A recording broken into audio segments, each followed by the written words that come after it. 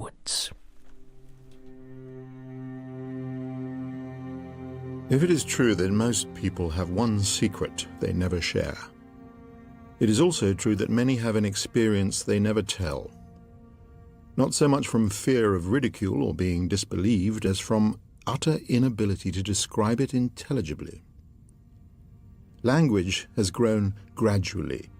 It describes the experience of the race. Anything beyond human experience exposes the poverty of language at once. No words exist. Professor Zeit had something of this sort, it seems. He was an ardent physicist, astrophysics his speciality. He knew all about waves. He was one of the few who really understood relativity. He was a wireless expert, too. He chatted as easily about other dimensions in time as most people do about shares and commodities. Conceptions of time beyond our one-dimensional kind were always in his thoughts. He was also an experimenter. He made, it appears, audacious experiments, some of them psychological.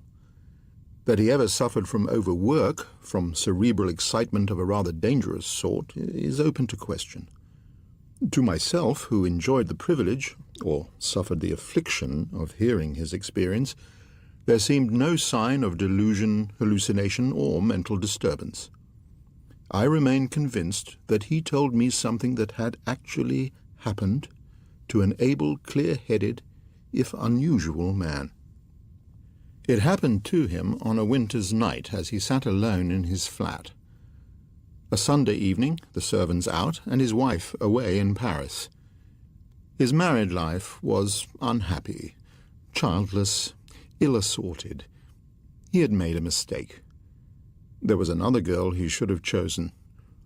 Now, at 40, he realized this, though without undue bitterness, for he blamed himself. His wife's money had made his career possible. This particular day had been passed in strenuous exercise.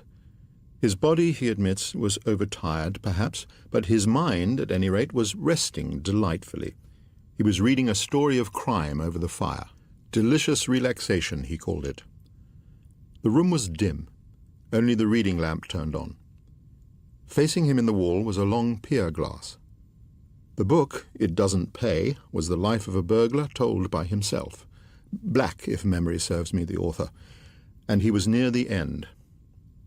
In his mind, as he read the last chapter, stretched a picture of the man's whole life, not actually realized, perhaps, but lying there in perspective. Like a map, it existed serially and all at once, though he now focused attention on its close. The whole of the burglar's life lay between the book covers. It was present, any portion of it accessible by turning back the pages. Its end was vivid at the moment merely because he, Zeit, focused attention upon that part, that moment.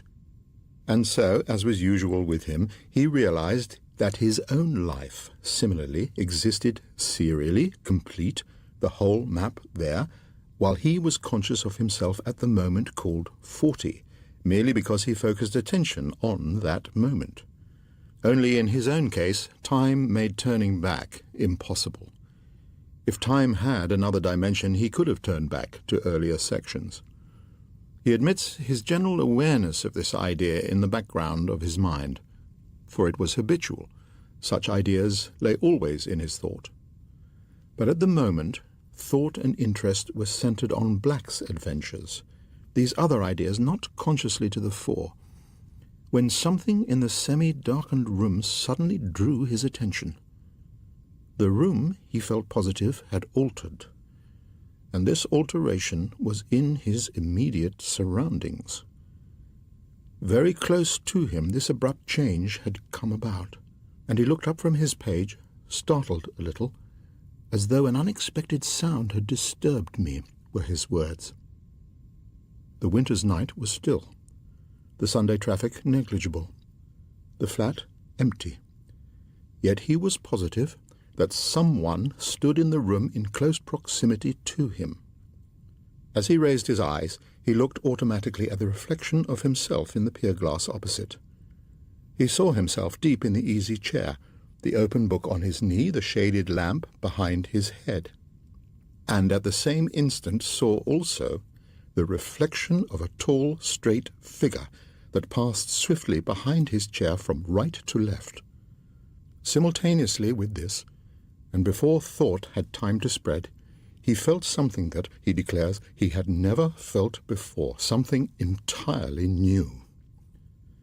Accustomed mentally to contemplate ultimate zero and the colds of outer space, he was instantly conscious now that all about him, in brain and nerves as well, was a sudden cold of another kind altogether, a kind hitherto unexperienced. This cold brought horror with it. He felt as if hanging in interstellar space, adrift from all known moorings, on the brink of something that horrified because it was utterly unknown. By unknown he meant he had never experienced it himself.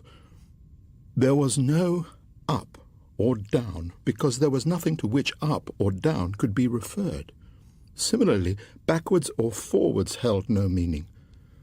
Nor could he know whether he was in motion or stationary. He was merely relative.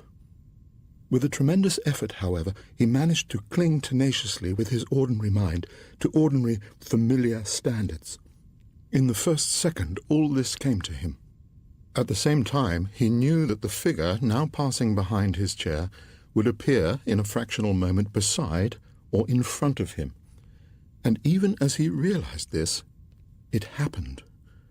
The figure moved beside him, then in front, then stopped, and looked at him. Expecting his muscles somehow to be paralyzed by the shock of unusual fear, and that he would be unable to move, he now found that this was not the case. As he saw the tall, straight figure come to a dead stop in front of him, not 2 feet away, he rose quickly to his feet and faced it. The book fell to the carpet with a thud. It was a young man he looked at straight in the eyes. He was able, even at this moment, to note his sensations. The habit of years worked truly. The intense, strange, different cold, he thus asserts, persisted. It numbed something in him that must have otherwise reasoned, reflected, criticized. These faculties, at any rate, did not function. All that happened seemed not natural, supernatural.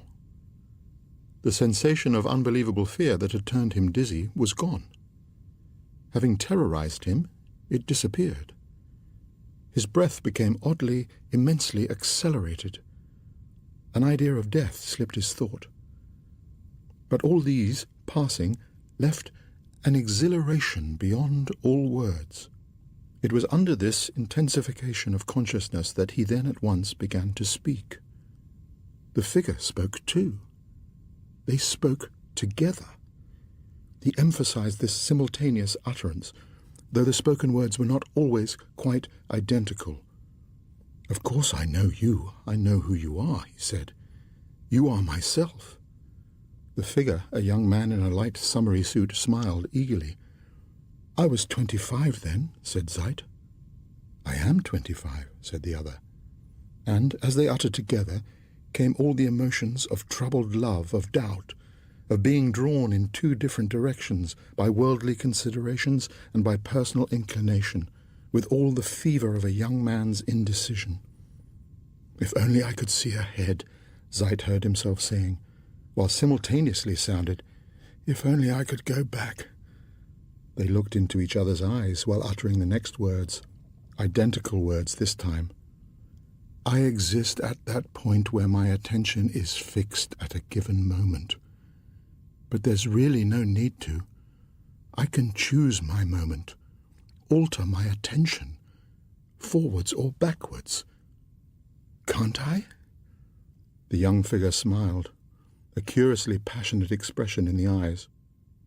In Zeit rose the tumultuous passion for a girl, as against the affection and respect for another girl whose worldly possessions would enable him to follow his dream.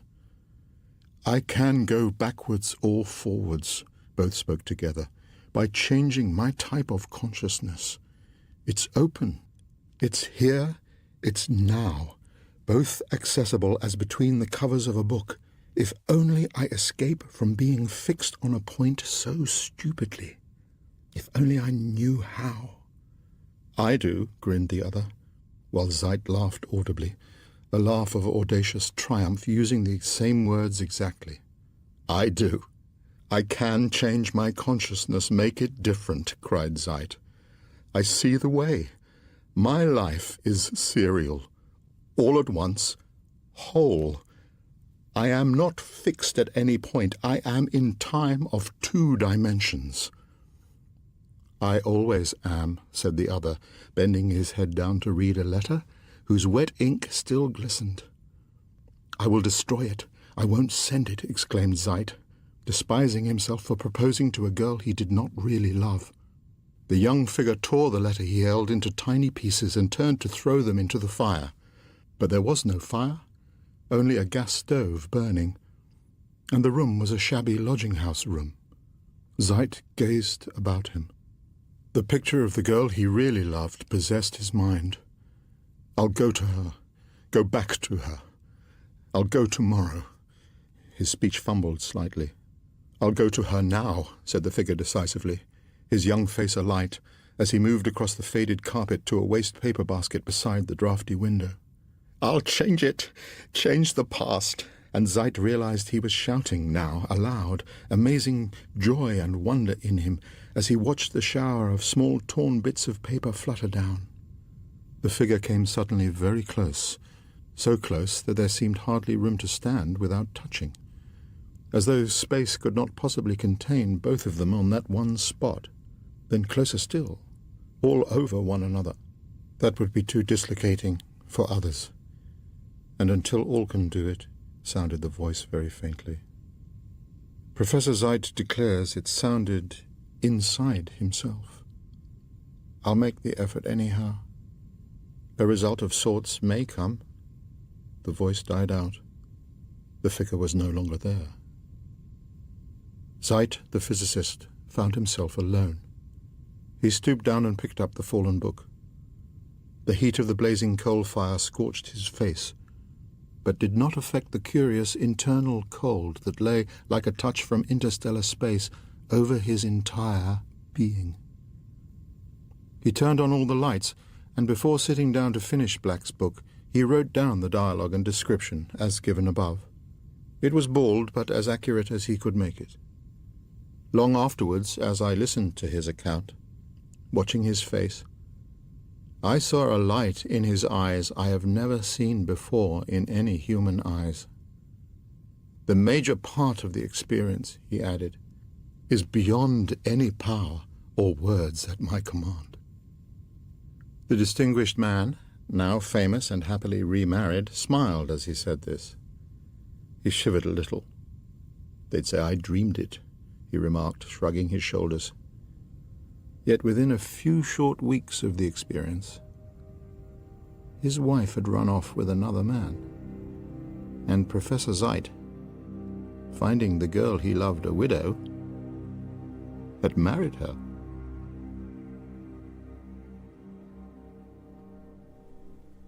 The Man Who Lived Backwards was written by Algernon Blackwood and abridged by Robin Brooks. The reader was Matthew Marsh and the producer Clive Brill.